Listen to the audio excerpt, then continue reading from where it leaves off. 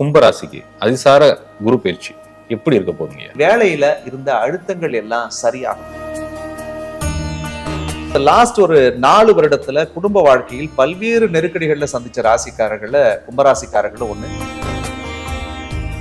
குடும்பத்துல நிம்மதியே பார்க்கல அப்படின்னு நினைச்சிட்டு இருந்த கும்பராசிக்காரர்கள்லாம் கடவுள் புண்ணியத்துல நிம்மதியை உணருவார்கள்.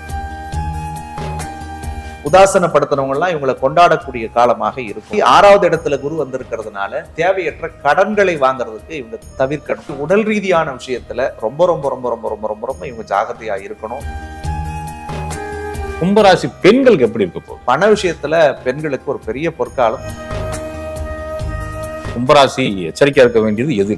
ரொம்ப முக்கியமா இவங்க கவனமா இருக்க வேண்டியது ஃபேமிலி லைஃப்ல.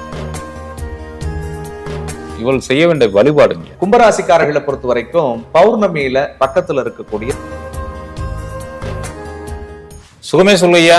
வணக்கம். இந்த கும்பராசிக்கு அதிசார குரு பயிற்சி எப்படி இருக்க போதுங்க?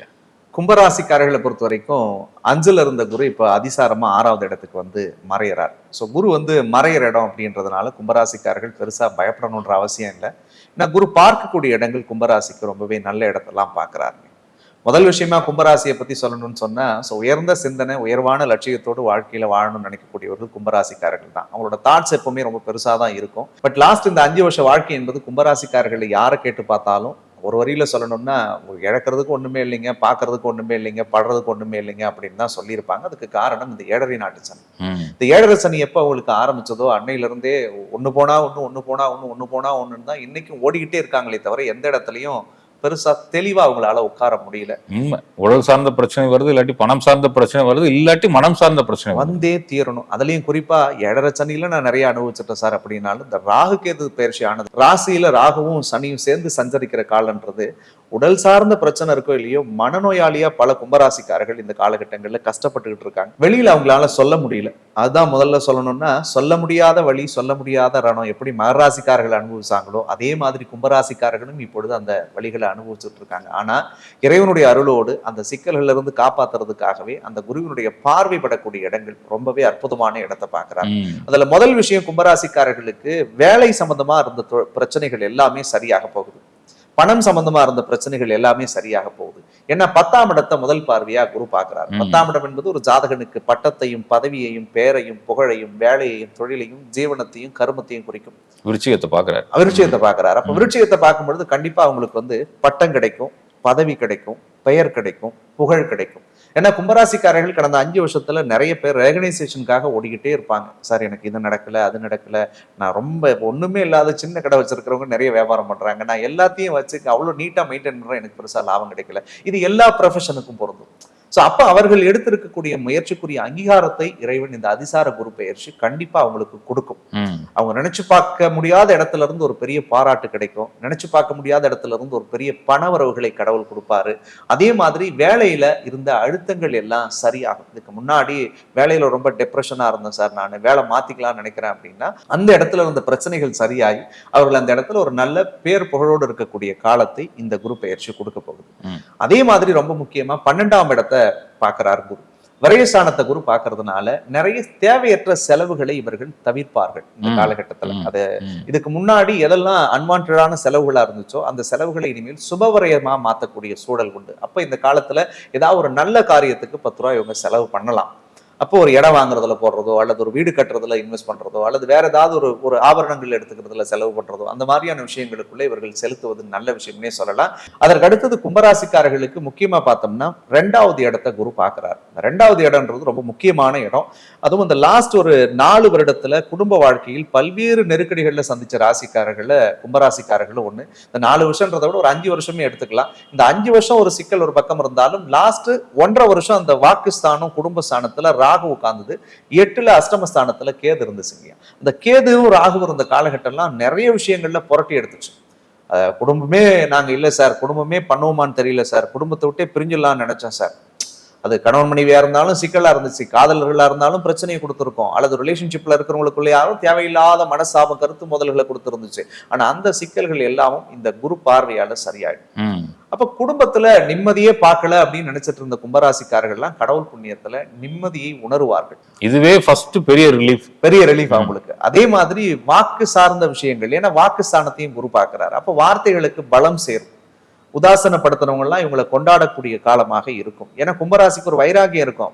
5 வருஷமா என்ன எவ்வளவு எல்லாம் இழிவுபடுத்திட்டீங்க, பாருங்க நான் ஜெயிச்சு காட்டுறேன் அப்படின்னு நினைச்சு போராடிக்கிட்டு இருக்காங்க. ஆனா கடந்த காலத்துல இருந்த கிரகங்கள் சாதகமா இல்லை. ஆனா இந்த குரு அவங்களுக்கு சாதகமான பார்வை பார்க்கறதுனால கண்டிப்பா அந்த விஷயங்கள்ல இவர்கள் வெற்றி பெறுவார்கள். அதே மாதிரி மிகுந்த தனவரவு இருக்கும். 5 வருஷத்துல எதையுமே பத்தல சார், எனக்கு எவ்வளவு சம்பாதிச்சாலும் காசு செலவு பண்றதுக்கு இல்லாம இருந்துச்சு அப்படின்னு நினைக்கிறவங்க எல்லாம் கையில பணத்தை வச்சுக்கிட்டு செலவு பண்ணக்கூடிய காலத்தை ஆண்டவன் அவர்களுக்கு ஏற்படுத்த போறார்.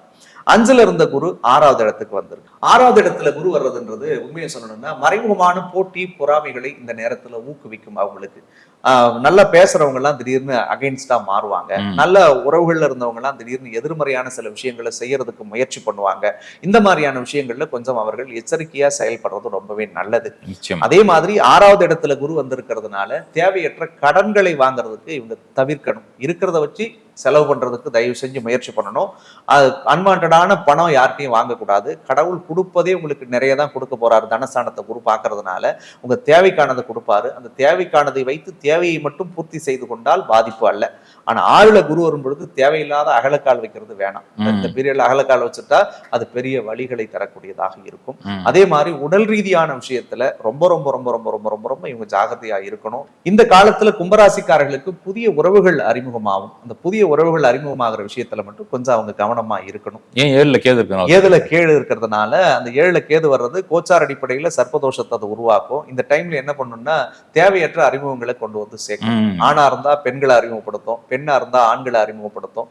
அந்த உறவுகள் என்பது நிச்சயமா சொல்லணும்னா தவறுதலான உறவுகளாகத்தான் போய் முடியக்கூடிய சூழல்களை என்டர்டெயின் பண்ணும். இல்லைன்னா குடும்பத்துல பிரச்சனைகளை போட்டு கடுமையா பண்ணி விட்டுடும். அதை ஓப்பனா சொல்லணும்னா தேவையில்லாத சிக்கல்களையும் தேவையில்லாத விஷயத்தையும் அது உருவாக்குறதுக்கு முயற்சி பண்ணும்.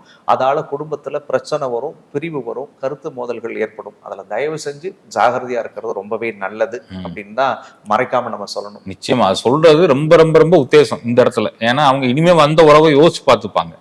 இது வரைக்கும் நல்ல பேர் வாங்கி வச்சிருந்தோம், இப்ப கெடுத்துக்கிட்ட மேலாம் யோசிக்காம இருப்பாங்க. அது ரொம்ப கவனம்.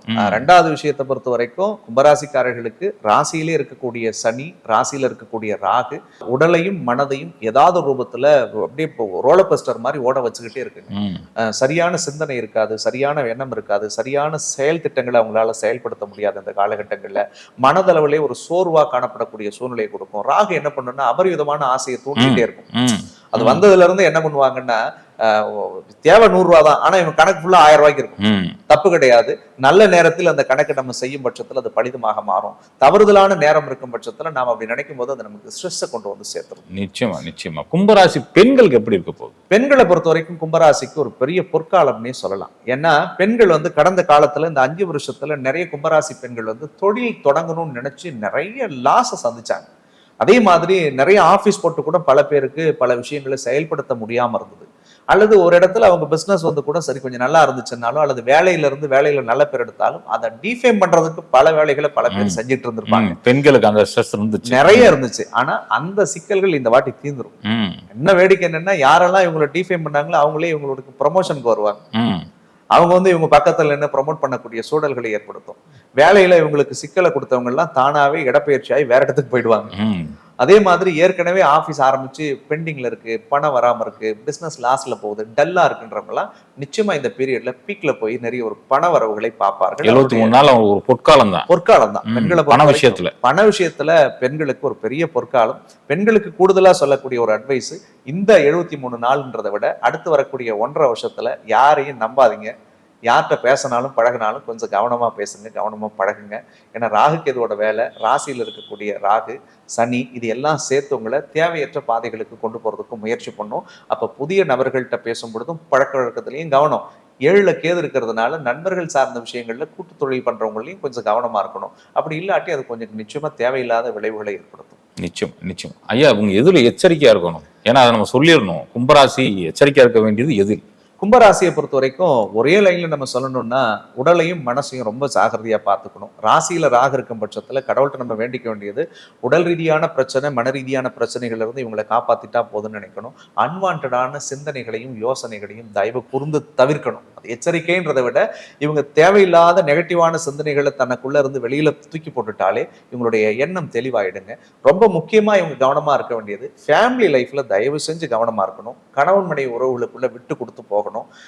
மாற்று பாலினம் சம்பந்தமான விஷயங்கள்ல தயவு செஞ்சு ஜாகிரதையா இருக்கணும். ஆணா இருந்தா பெண்கள்கிட்ட கவனமா இருங்க, பெண்ணா இருந்தா ஆண்கள்கிட்ட கவனமா இருங்க.